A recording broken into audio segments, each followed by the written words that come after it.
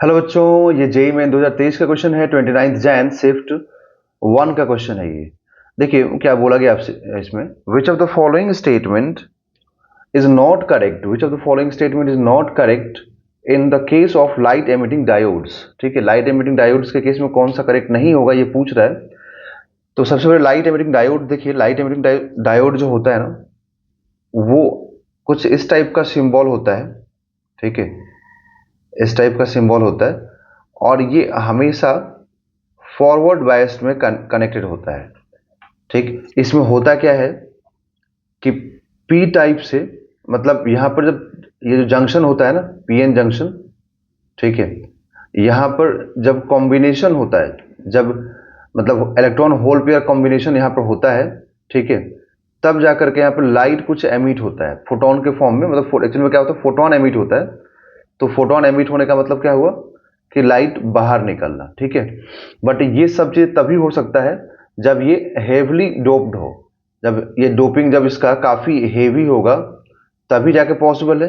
क्योंकि heavy doping होने से क्या होगा कि चार्ज कैरियर्स ज्यादा मिलेंगे।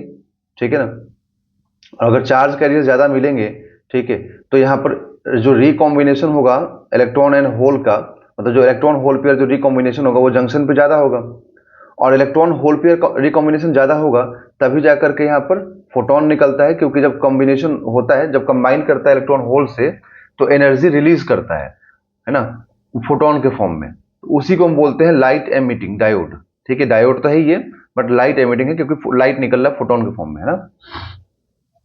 तो इसके लिए एक तो हैवली डोप्ड होना चाहिए, दूसरा फॉरवर्ड बायसिंग होना चाहिए, तीसरा चीज कि जो कंडक्शन बैंड और वैलेंस बैंड है, जैसे यहाँ पर कंडक्शन बैंड होता है और यहाँ जो वैलेंस बैंड होता है, ठीक है, इनके बीच का जो एनर्जी गैप है ना, ठीक है, इससे कम या इसी के बराबर एनर्जी यहाँ पर फोटोन लेके निकलता है। ठीक है, देखते हैं ऑप्शन यहाँ पर।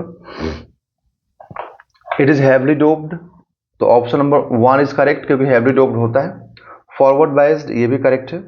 ठीक है, it emits light only when it is reverse biased, ये गलत है, रिवर्स बायस्ड में लाइट एमिट नहीं करता है।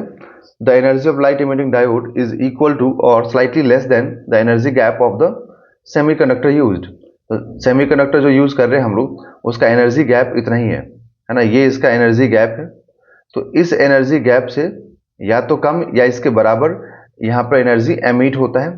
मतलब ये हुआ कि जो यहाँ पर एनर्जी एमिट होगा एच सी बाई लैम्डा, वो या तो इसके बराबर होगा,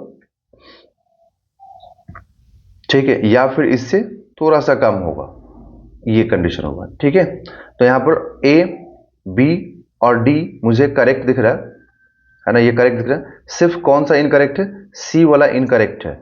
इसका मतलब पूछा है कि कौन सा करेक्ट नहीं है, तो option number 3 that is C is incorrect. Okay,